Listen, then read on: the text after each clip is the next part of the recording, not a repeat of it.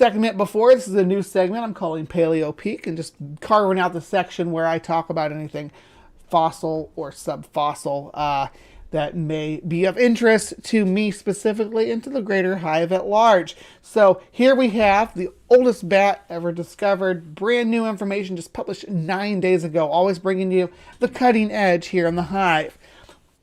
52 million year old bat skeleton is the oldest ever found and belongs to a never before seen species. Awesome. Awesome discovery. Let's read on.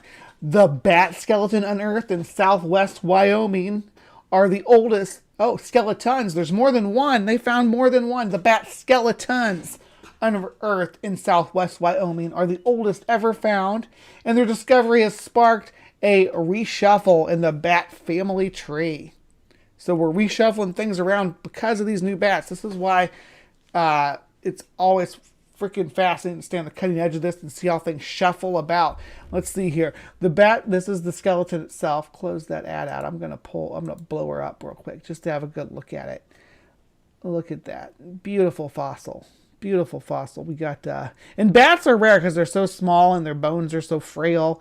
They don't really preserve too well, but it looks like this may be some preservation similar to like Lagerstätten. Maybe this was found in some, or this was, well, obviously it would have been sunk to the bottom of the water. But let's read what they have to say about it. Let's read about it. Okay, the bat skeleton unearthed in Green River Formation in Wyoming is the oldest one on record, belonging to the newfound bat species, which I'm going to try to pronounce, and you guys can giggle at me. It's Icarnityrus gunelli. Icarnityrus gunelli. Okay.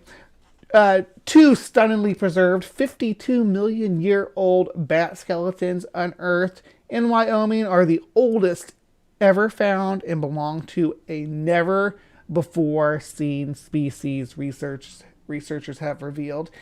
And 52 million years ago, that's like very, very soon after the KPG extinction event. So this is probably a very, very early version of what we would come to know as modern chiropterans. The newfound species was slightly smaller than the closest known related bat species, Icaronictus index, and could easily fit into a human hand with its wings folded against its body. When I first saw the first skeleton, I immediately thought it was different. Lead author Tim Reitbergen said. A bat paleontologist and collection manager at the Naturalist Biodiversity Center in Leiden, Netherlands, told HiveScience in an email because they are found lower in the stratigraphy, the sediment layers, compared to other fossil bats. They represent the oldest skeletons.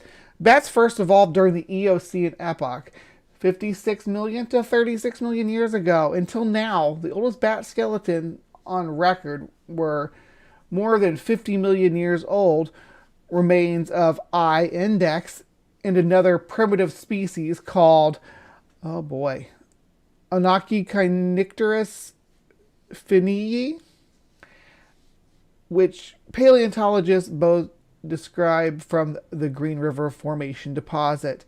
The Green River Formation is one of the locations where we find the best preserved skeletons, Reitenberger said. The new finds, which are described in a study published Wednesday, April 12th, in the journal PLOS 1, have triggered a reshuffle in the classification of early bats to include newfound species in the family tree. To determine the evolutionary history or phylogeny of the bats, the researchers compared the new fossils with intact skeletons of 6 Eocene bat species, as well as with isolated teeth from 2 other extinct species and with skeletons of living bats. The results indicated that the newly discovered bat skeleton belonged to a never-before-seen species of Icaronictus, which they named I. gunnelli after the late bat biologist Greg Gunnell. After comparing the measurements with other bats, it's clearly stood out as being a different species, Reitenberger said. I got super excited. I was wondering that perhaps the bat diversity from the early Eocene was much higher than we thought. The scientists also detected a sister relationship with the other recorded species of Icaronicteris in North America, I. index, which means that they are each other's closest known relatives. Detailed scans of the fossils suggest that I. gunnelli weighed less than an ounce, which, 22.5 to 28.9 grams, which is about the same body mass as I. index, even though the latter was probably slightly larger. The discrepancy between the reconstructed weight and wingspan could be due to the deformation during the fossilization, according to the study. The newly described species is considered as one of the oldest known articulated bat skeletons, providing novel insight into the phylogeny of our earliest bat fossils. Emma Teeling, a professor of zoology at the University College of Dublin in Ireland, who did not participate in the research, told HiveScience in an email. However, there are still phylogenetic questions that can only be resolved by recovering more well-defined and complete bat fossils. Based on their analysis, the researchers think that Green River bats evolved independently from other Eocene bats. There's still a lot that we don't know, Reitenberger said.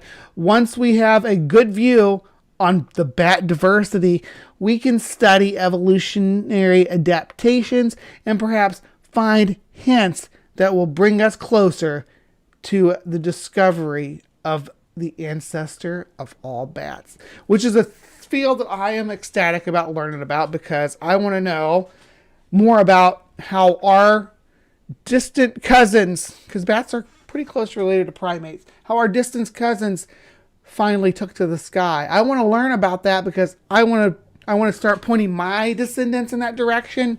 So whatever I need to do, if I need to do some Lamarckian stuff where I put them up in trees a lot so that their children spend time in trees, and eventually they'll start gliding, get longer toes and some webbing. We'll see what happens, but it's going to take millions of years. So hopefully you all stick with me while I perform this experiment and see if I can't turn my descendants into bat people through bad evolutionary science.